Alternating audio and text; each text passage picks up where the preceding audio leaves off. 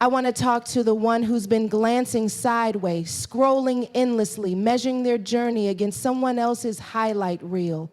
The one who's been feeling like they're running out of time, like somehow life took off without them. Baby, you are not behind. You're just on a different path.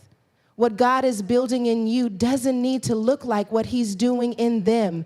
Comparison kills clarity, and right now more than ever, you need clarity. You need to be able to hear your name being called in a room full of noise. And that only happens when you focus on yourself. Stop begging people to understand what heaven whispered to you. Stop looking for confirmation from the crowd about something God custom fitted for your soul. This next level requires you to break up with needing permission. Healing begins when you stop hiding. You've been covering up your pain and perfection, trying to perform wholeness while bleeding privately. But God's not looking for your polished, He's calling your real. He's not after the mask, He's after your heart. And let me tell you, the version of you you're becoming is gonna scare the version of you that's been surviving. Growth doesn't feel good. Isolation doesn't feel safe. But honey, elevation demands separation. Sometimes God will remove you before He reveals you. He'll quiet the room just so you finally hear you. Because guess what? Focus is an act of faith. It's saying, I trust what's in me more than I fear what's around me. You've spent so long dimming your light just to be tolerated. Don't shrink to fit into spaces you've outgrown. You were made to blend in. You were built to break through. And no, your becoming won't always be loud. It won't always be seen or celebrated. Becoming is sacred. It's silent mornings, whispered prayers, invisible battles, and yet still showing up. So today, I'm not asking you to prove anything. I'm not asking you to be more. I'm simply asking you to focus on yourself. Because when you do, everything else will come into alignment. Your time is not up. Your story is not over. And you, my love, are just getting started. There is something paralyzing about the moment you start believing you've missed it. Missed the window, missed the opportunity, missed your moment. You look around and everyone else seems like they're so far ahead. They've got the degrees, the job titles, the families, the followers, the clarity. And then there's you, still trying to figure it out, still wrestling with doubt, still healing from wounds you never asked for, still praying prayers that haven't been answered yet. But can I tell you something that might just free you? You are not behind, you're not late, you're not less, you're not forgotten, you're just on a different path. And baby, that path might not look like much right now, but it is divinely intentional. See, society has a script, a timeline, a checklist. It tells you when you should have accomplished what and how you should measure your value by it. But the Spirit doesn't move according to schedules written by people who don't know your calling. God never asked you to fit into that mold. And when you start comparing your chapter 3 to someone else's chapter 20, you rob yourself of the beauty of your own unfolding. What you think is delay might actually be divine development. What looks like stagnation could be the soil where your roots are deepening. Just because you're not blooming like them doesn't mean you're not growing. Maybe God has you hidden because He's still preparing you. Maybe He's protecting you from premature exposure because what He's placed inside of you needs time to mature.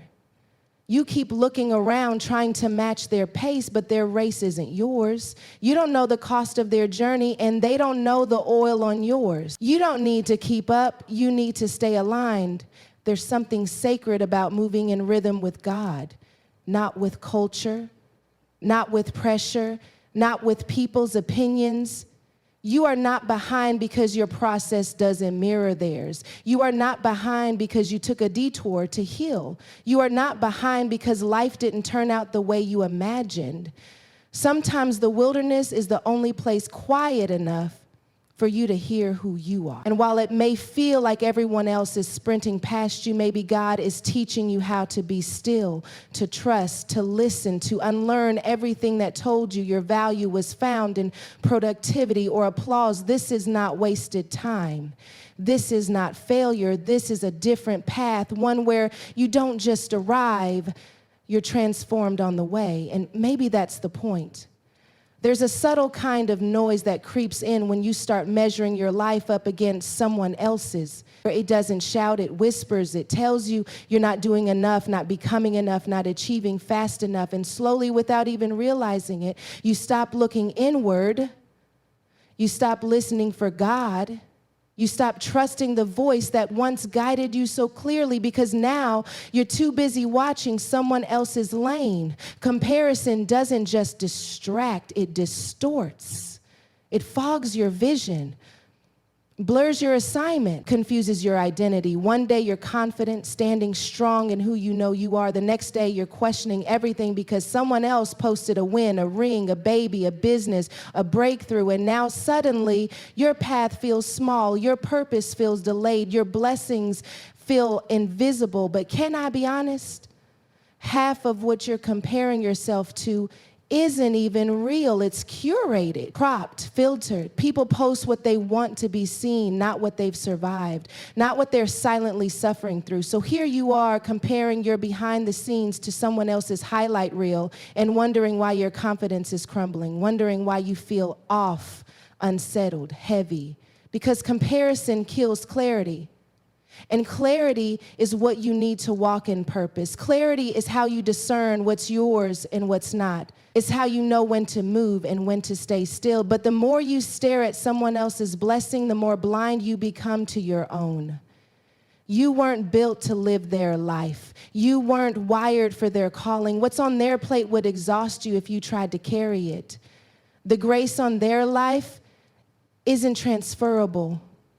And the oil on yours, it's not for sale. It was crushed and pressed and paid for in pride. So why would you ever reduce it to a side-by-side comparison? When you compare, you lose the ability to recognize your lane. You lose the rhythm of your own journey, and soon you start chasing things that were never even meant for you. You start speaking like them, dressing like them, creating like them, until there's nothing left of you, just a reflection of someone else's highlight, while your own light starts to dim under the weight of trying to be what you're not. You start settling for imitation instead of intimacy with God, settling for performance instead of presence. And the longer you compare, the more disoriented you become, because clarity requires stillness. And stillness is impossible when your eyes are fixed on someone else's path. You can't hear clearly when you're consumed with who's ahead of you, who's winning, who's seen. It doesn't matter how loud the world gets. If you lose your clarity, you lose your direction. If you lose your direction, you'll wander. And if you wander long enough, you'll forget that you were already chosen. There's something sacred about the way God moves. There's something so intentional, so personal that it doesn't always make sense to the people around you, and sometimes it doesn't even make sense to you. But that's the thing about divine assignments. They're tailored, not off the rack, not mass-produced, not one size fits all, custom, fitted, measured to your becoming. You ever tried on something that didn't fit? Maybe it looked good on the hanger. Maybe it worked for somebody else, but when you put it on, it just didn't sit right. Too tight in some places, too loose in others. That's what it feels like when you try to walk in someone else's calling, when you try to live out a purpose that was never cut with your shape in mind. God didn't create you with precision just to give you a generic promise. He doesn't do duplicates. He doesn't recycle blueprints. What he's assigned to your life fits the weight of your experiences, the rhythm of your heart, the cadence of your calling. Every detail, every detour, every delay has been stitched into the fabric of your destiny. You don't need to strive for what's already been set aside with your name on it. You don't need to force your way into spaces that weren't made for you. You don't need to covet someone else's platform, their influence, their timing. Because if you could see what God has been weaving in silence, you'd stop rushing and start trusting. When God tailors something for you, he takes into account all the things no one else sees. The nights you cried and didn't tell a soul, the prayers you whispered in rooms where you felt invisible, the traumas that tried to silence you, the battles you fought just to stand upright. He doesn't ignore those moments. He integrates them. He uses them to shape your anointing, your wisdom, your voice. This is why you don't have to prove yourself. You don't have to beg to be seen. When something is tailored, it doesn't need to compete. It simply fits. And when your purpose fits, you move different, you speak different, you carry yourself with a knowing that can't be shaken by someone else's success or your own season of stillness. Tailoring takes time. That's why some people get there fast and some are still waiting. But what's made for you can't be stolen, delayed forever, or mistaken. It's not gonna miss you and you're not gonna miss it. There is no force that can intercept what heaven has already approved. Not even your mistakes, not even your doubts, not even the time you wasted trying to fit into patterns that were never meant to hold the weight of who you really are. Because when God calls you, he doesn't just call your strengths, he calls your scars, your story, your struggle. There's a difference between being private and being hidden. And some of us aren't private, we're hiding, not because we want to be invisible, but because we've been hurt in spaces that were supposed to hold us. We've been dropped by people we trusted, silenced in rooms where we tried to speak, misunderstood, mislabeled, misused. So instead of showing up fully, we show up selectively. We edit ourselves, filter our emotions, smile through pain, perform strength, carry trauma like it's normal, because somewhere along the way we were taught that real is too much and whole is the only thing worth showing. But healing can't find you if you're busy pretending you don't need it. You can't be transformed while staying tucked behind emotional walls and well-rehearsed lines. You can't be free while living in fragments. You can't become who you're called to be while protecting who you've been pretending to be. At some point, the performance has to end. At some point, the mask has to come off. At some point, the hiding place turns into a prison, and you realize you've been keeping yourself locked away from the very thing you've been praying for. Healing begins when you stop hiding, not just from the world, but from yourself. When you look in the mirror and admit that you're tired, that you're angry, that you're grieving things you never gave yourself permission to mourn, that you're still haunted by what they said, that you're still battling shame that's rooted in someone else's sin, that you've spent years calling it strength when really it was survival. You can't heal what you won't name. You can't release what you won't confront. God is not intimidated by your brokenness. He's not surprised by your wounds. He's not turned off by your mess.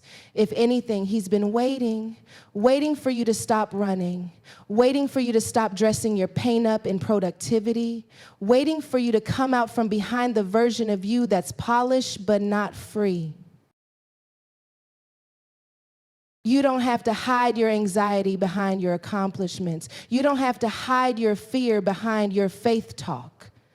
You don't have to hide your tears in silence, pretending they're strength.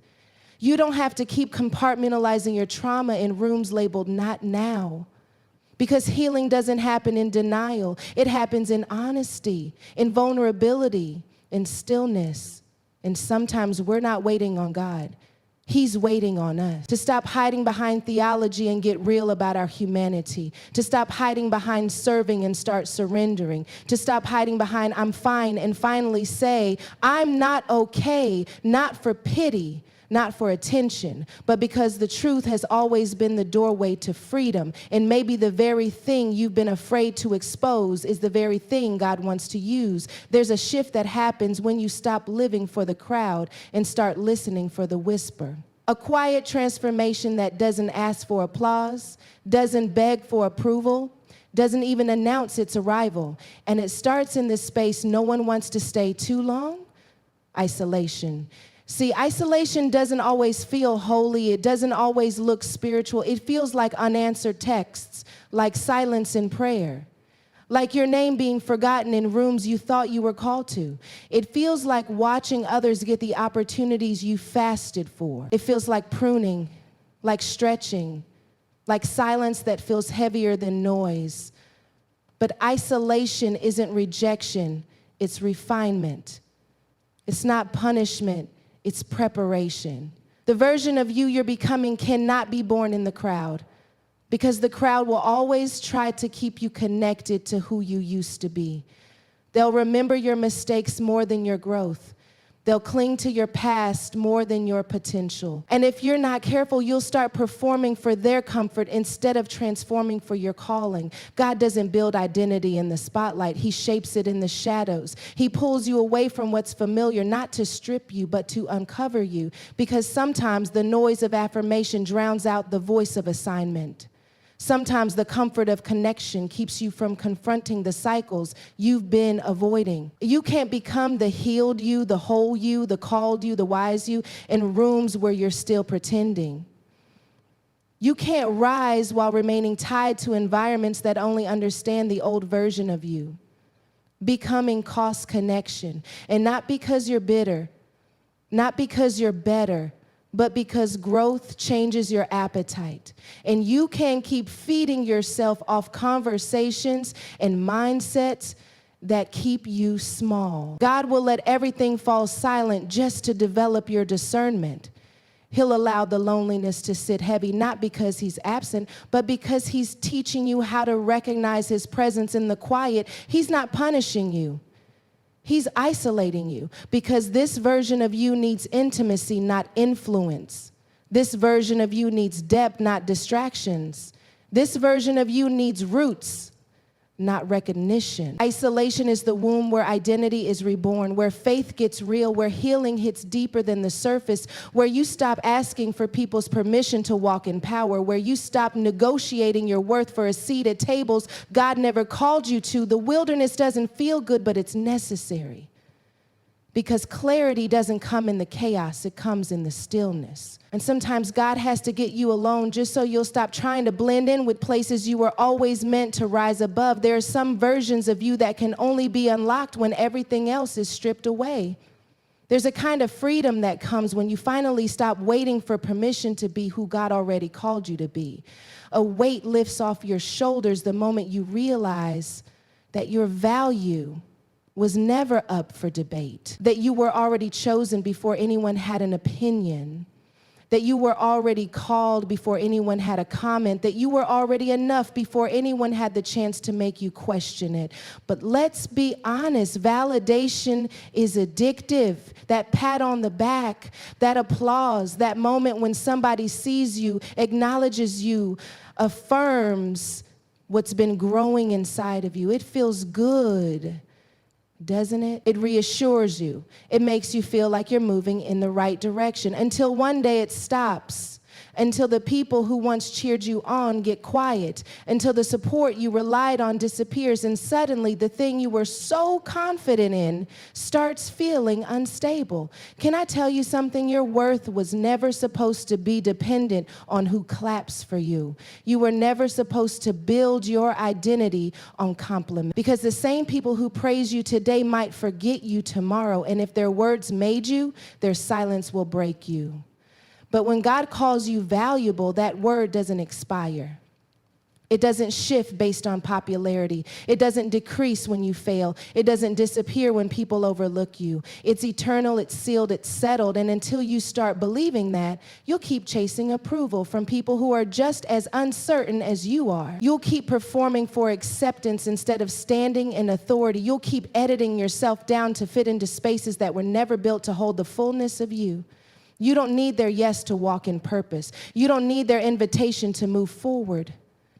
You don't need their confirmation to believe in what God already placed inside of you. Because if God put it in you, it's already enough. If he assigned it to you, it's already approved. And the moment you stop living for validation is the moment you start living in freedom. They might not understand you. That's okay. They might not recognize your anointing yet. That's okay. They might not support you like you thought they would. That's okay. Because the truth is, your value was never in their hands to begin with. And the second you realize that, you stop shrinking. You stop explaining yourself to people who were never meant to hold your destiny. You stop lowering your light just to be accepted. You stop asking for a seat at tables when you were designed to build your own. There's a whole version of you that is waiting to step forward. The version that doesn't need permission to be powerful. The version that doesn't beg to be seen. The version that moves like they know their worth with or without validation. Because real power isn't found in approval. It's found in knowing who you are, even when no one else claps for you. Somewhere along the way, you were taught that your brokenness disqualifies you, that the cracks in your story make you less worthy of love, of purpose, of being chosen, that if people saw the whole truth, the mess, the mistakes, the moments you don't talk about, they turn away. And so you started hiding, not just from people, but from the belief that you could still be used, still be called, still be whole. But broken doesn't mean unworthy. Broken means human. Broken means life touched you and you survived it. Broken means there's evidence that you've lived through something, even if you don't always have the words for it. The world loves to put shiny labels on worth. It loves the curated, the clean, the composed. But God's love, God's calling, that hits different. He doesn't wait for you to put yourself back together before he calls your name. He doesn't flinch at your scars. He doesn't scroll past your pain. He steps right into it. He kneels in the dirt with you. He sees the shattered parts and says, I can still build from here. You see a mess? He sees a miracle in progress. You see failure, he sees foundation. You see broken pieces, he sees a vessel that's about to pour in ways you never imagined. Some of the most powerful people are the ones who've bled in silence, healed in secret, and still showed up with grace. Not because they never broke, but because they didn't let the breaking define them.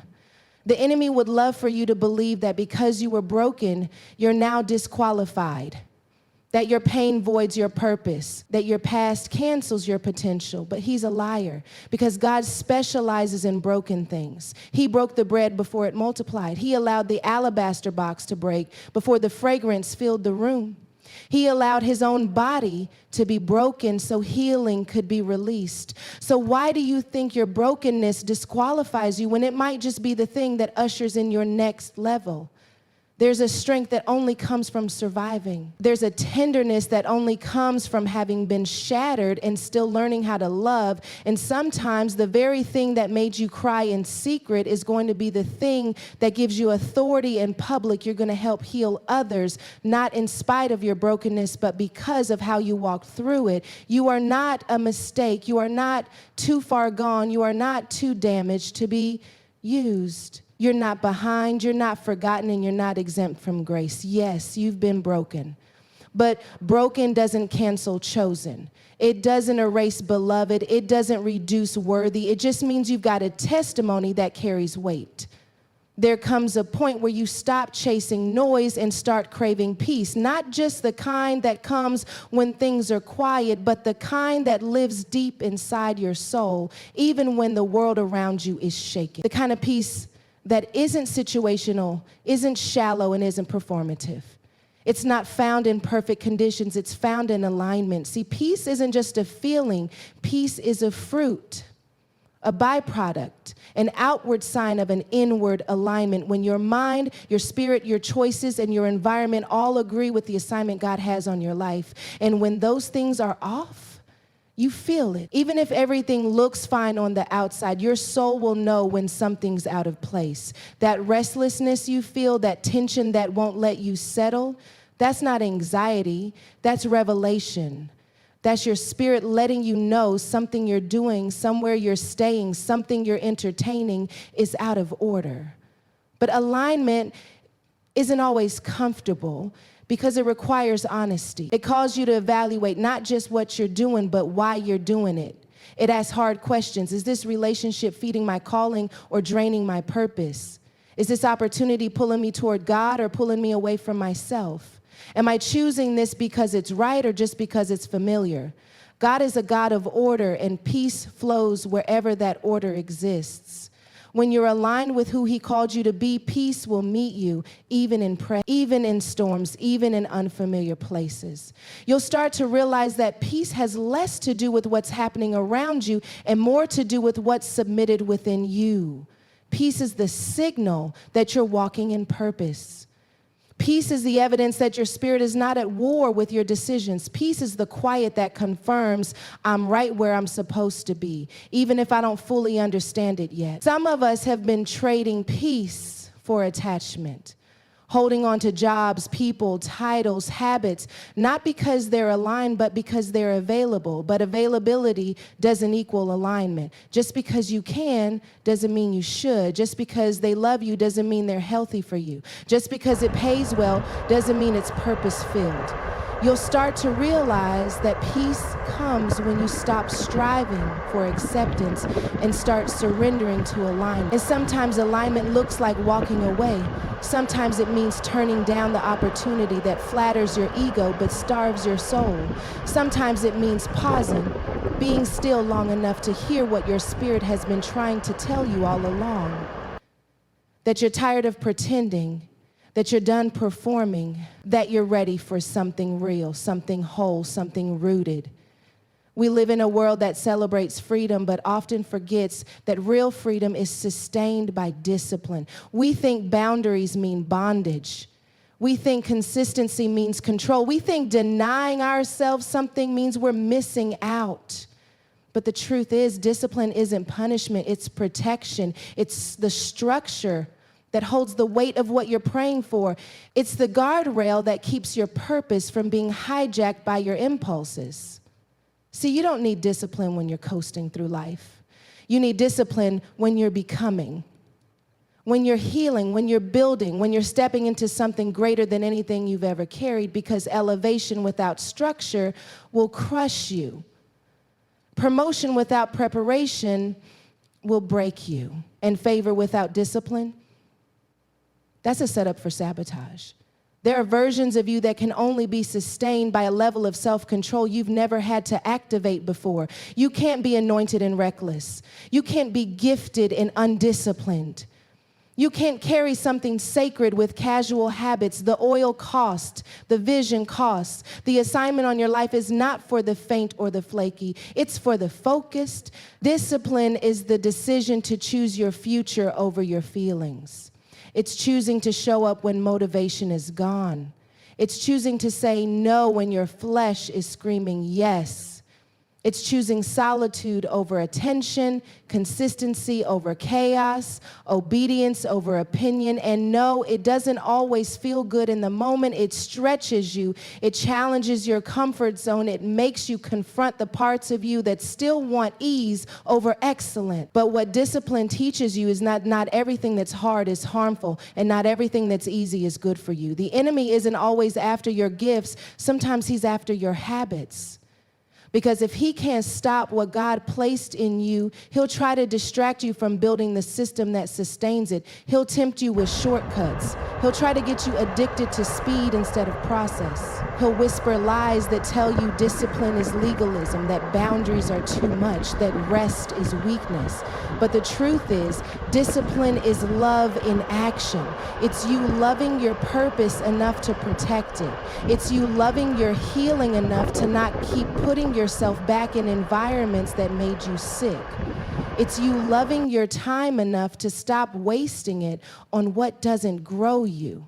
And the deeper truth, discipline doesn't kill desire, it channels it. It teaches you how to honor your calling. It trains your body, your mind, your spirit to move in alignment. It helps you recognize the difference between what looks good and what is good, between what feeds your ego and what fuels your destiny, between what feels urgent and what's actually important. So here you are, on the other side of the noise, standing at the edge of a version of you that was always waiting beneath the surface, the healed you, the focused you, the aligned you, the version that doesn't perform to be chosen but walks like they were already appointed, the one who stopped chasing crowds and started chasing clarity, who stopped seeking validation and started standing in value, who stopped apologizing for their growth and started protecting their peace. You've learned that focusing on yourself isn't selfish, it's sacred. Because you can't pour into others from an empty cup. You can't carry vision if you're constantly being drained by distraction. You can't show up for your calling if you're hiding behind your comfort. Focusing on yourself is saying, I take responsibility for who I'm becoming.